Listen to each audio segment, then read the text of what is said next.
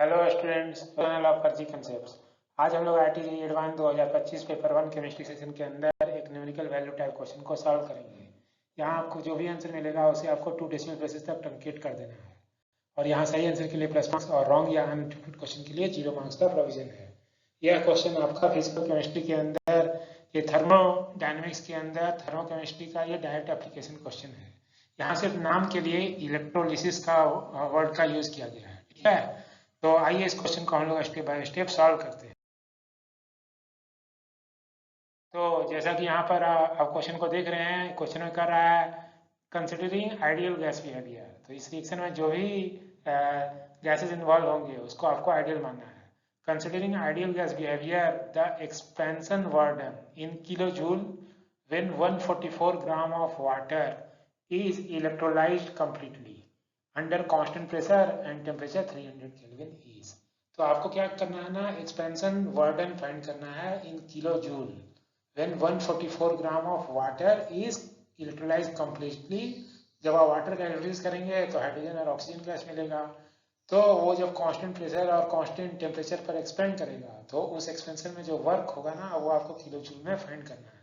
इस क्वेश्चन को सॉल्व करने के लिए आपको गैस कांस्टेंट का वैल्यू दिया हुआ है और एटॉमिक मासेस के लिए वैल्यू दिए हुए हैं। तो यहाँ पर हमारा जो मेन फोकस रिएक्शन है क्या है, इलेक्ट्रोलिसिस ऑफ वाटर है। इलेक्ट्रोलिसिस ऑफ वाटर जो हम लोग करते हैं तो वाटर के अंदर जानते हैं कि हाइड्रोजन आयन क्या होता है, +1 ऑक्सीजन स्टेट में होता है, ऑक्सीजन -2 में होता है। ठीक है, तो ये +1 से 0 पे जाता है तो ये कैथोड पे इसका रिडक्शन होता है, और ऑक्सीजन जो कि -2 से 0 ऑक्सीजन स्टेट पे जाता है तो एनोड पे इसका ऑक्सीडेशन होता है। तो ये हमारा इलेक्ट्रोलिसिस स्कीम है।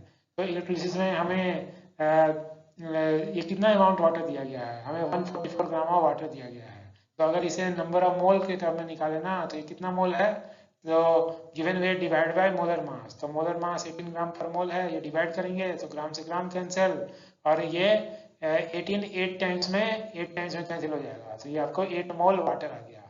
तो 8 मोल वाटर से ये कितने हमारे गैसेस बनेंगे, तो ये 8 मोल वाटर से, चूंकि यहाँ यहाँ जब 1 मोल था तो यहाँ पर भी 1 मोल हाइड्रोजन बनता था। 1 mole of electricity of water gives 1 mole of hydrogen gas and half mole of oxygen gas. So यहाँ 8 मोल से आपका 8 मोल हाइड्रोजन बनेगा और 4 मोल ऑक्सीजन गैस बनेगा। ठीक है, तो हम लोगों ने बेसिकली क्या है ना कि डेल्टा एनजी रिएक्शन मतलब इस रिएक्शन होने में, रिएक्टेंट से प्रोडक्ट बनने में ये आपके कितने गैसेस नंबर ऑफ मोल्स का चेंज आ रहा है। तो प्रोडक्ट साइड में कितने मोल्स गैस है, यहाँ 8 मोल है, यहाँ 4 मोल है, तो प्रोडक्ट साइड में 12 मोल गैस है, जबकि रिएक्टेंट साइड में कितने मोल गैस है, यहाँ तो ये तो लिक्विड है, ये क्या है आपका लिक्विड है ना, तो यहाँ कोई गैसेस नहीं है। ठीक है, तो यहाँ ये 0 है। तो यहाँ पर डेल्टा एन जी जो है आपका, डेल्टा एन जी रिएक्शन वो कितना आ गया, ये 12 मोल आ गया। ठीक है, ठीक है। अब हम लोग क्या करेंगे ना कि अब हमें एक्सपेंशन वर्क करना है, मतलब लिक्विड से आप गैस बना रहे हैं तो ये एक्सपेंड हो रहा है कांस्टेंट प्रेशर और कांस्टेंट टेम्परेचर पे। तो इसमें हमें क्या करना है, वर्डन फाइंड करना है। तो हम लोग वर्डन फाइंड करेंगे कि calculation of वर्डन for a reaction at constant pressure and temperature involving gases. तो वैसा रिएक्शन जिसमें कोई गैस इन्वॉल्व होगा तो उसका हम लोग वर्डन कैसे फाइंड करते हैं। तो वर्डन फाइंड करने का हमारे पास सिंगल ही फॉर्मूला है। ठीक है, work done dW equal to -P external dV, ये माइक्रोस्कोपिक वर्क होता है। अब ये पाथ इंटीग्रल होता है तो हम लोग पाथ के अलॉन्ग इसे इंटीग्रेट करते हैं। तो ये पाथ के अलॉन्ग हम लोग इसे इंटीग्रेट करेंगे। तो लेकिन यहाँ पर ये पाथ आपको बताना होगा, पाथ बताना होगा। तो पाथ बताने के लिए हम लोग क्या करेंगे ना कि यहाँ पर पाथ बताया हुआ है कि ये कांस्टेंट प्रेशर का पाथ है और कांस्टेंट टेम्परेचर का पाथ है। ठीक है, तो मैं P external equal to P लिखेंगे, और P क्या है, कांस्टेंट है। तो ये आपका पाथ बताया हुआ है। ठीक है, तो इस पाथ के अलॉन्ग आप इंटीग्रेट करेंगे। इस पाथ के अलॉन्ग जैसे इंटीग्रेट करेंगे तो ये क्या होगा, प्रेशर कांस्टेंट है तो उस कांस्टेंट को हम बाहर निकाल लेंगे और यहाँ पर सिर्फ dV का इंटीग्रल बच जाएगा। तो इसे जब आप इंटीग्रेट करेंगे तो ये क्या हो जाएगा, भी इंटीग्रेशन आएगा और ये लोअर लिमिट भी रिएक्टेंट से भी प्रोडक्ट की तरफ हम लोग ये इंटीग्रेट कर देंगे। ठीक है, और जैसे ही अपर लिमिट और लोअर लिमिट आप सब्स्टिट्यूट करेंगे तो ये भी product volume of product minus volume of reactant आ जाएगा। ठीक है, तो -P into volume of product minus volume of reactant. तो इसी हम लोग इसे पूरे टर्म को ना हम लोग डेल्टा वी रिएक्शन लिख सकते हैं, डेल्टा वी रिएक्शन लिख सकते हैं। ठीक है, लेकिन मैं डेल्टा वी रिएक्शन लिखने के बजाय ये क्या लिखेंगे ना, हम लोग इसे लिख सकते हैं कि गैसेस के टर्म में, जब मेनली जो जो कि इसमें गैसेस इन्वॉल्व है ना, तो रिएक्शन का जो वॉल्यूम चेंज होगा है ना, वो क्या होगा, गैस से इसके कारण ही वॉल्यूम चेंज होगा।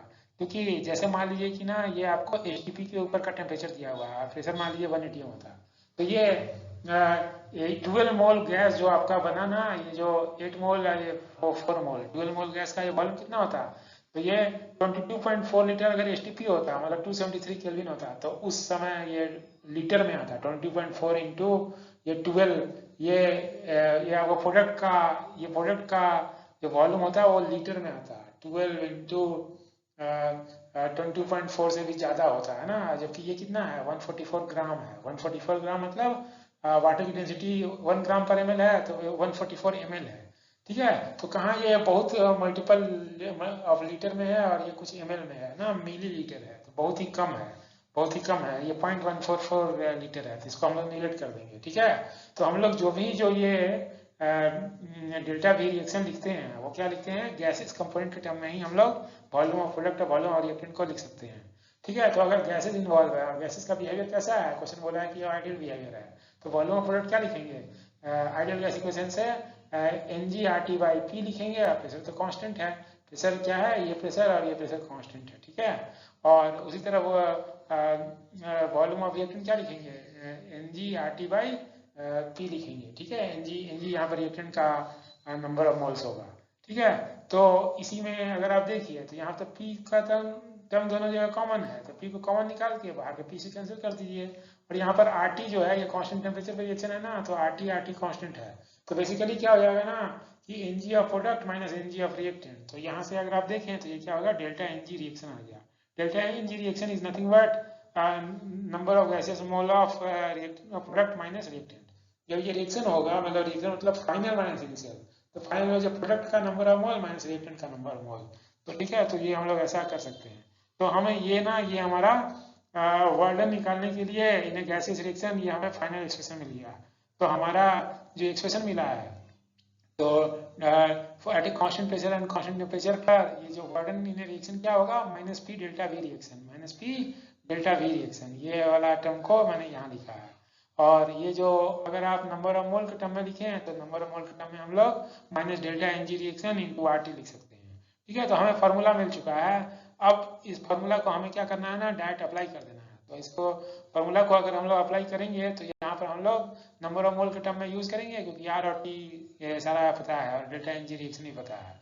ठीक है, तो यहाँ पर डेल्टा NG का रिएक्शन का वैल्यू कितना है, ये 12 है। डेल्टा NG रिएक्शन का वैल्यू 12 था, 12 मोल है, और R का वैल्यू ये लेने के लिए बोला गया है, टेम्परेचर आपका 300 केल्विन है। तो जैसे ही यहाँ पर देखें कि केल्विन इनवर्स से केल्विन कैंसिल हो जाएगा और मोल इनवर्स से मोल कैंसिल हो जाएगा। तो ये जो अगर आप इसे मल्टीप्लाई करेंगे, तो मल्टीप्लाई करने पर ये जो वैल्यू आएगा, मल्टीप्लाई करने पर ये जो सेम चीज़ को ये मैंने यहाँ पर लिख दिया है, तो मल्टीप्लाई करने पर ये जो वैल्यू आ जाएगा वो कितना होगा, -29,880 जूल आ गया। ठीक है, लेकिन हमें आंसर किस यूनिट में लिखना है, हमें आंसर किलो जूल में लिखना है। तो इसी को अगर आप किलो जूल में लिखिएगा, तो इसी को हम लोग -29.88 किलो जूल लिख सकते हैं। ठीक है, और चूंकि एक्सपेंशन वर्क है, तो इसका साइन क्या आएगा, निगेटिव आएगा। ठीक है, तो ये IIT ने ना ये इस तरह के क्वेश्चन, मतलब न्यूमेरिकल वैल्यू में निगेटिव न्यूमेरिकल वैल्यू भी पूछना इसने शुरू कर दिया है। ठीक है, तो यहाँ पर हम लोग कह सकते हैं कि यहाँ हमारा एक्सपेंशन वर्क है और यहाँ पर क्या होगा, ये निगेटिव वैल्यू आ रहा है। तो यहाँ पर ये वैल्यू कितना हो गया, हमारा जो किलो जूल में एक्सपेंशन वर्डन का वैल्यू है -29.88, यही हमारा किलो जूल में आंसर है। तो इस क्वेश्चन को हम लोगों ने फाइनली सॉल्व कर लिया। ठीक है, इस क्वेश्चन को हम लोगों ने सॉल्व कर लिया और ये आंसर हम लोगों ने अचीव कर लिया। So thanks for watching.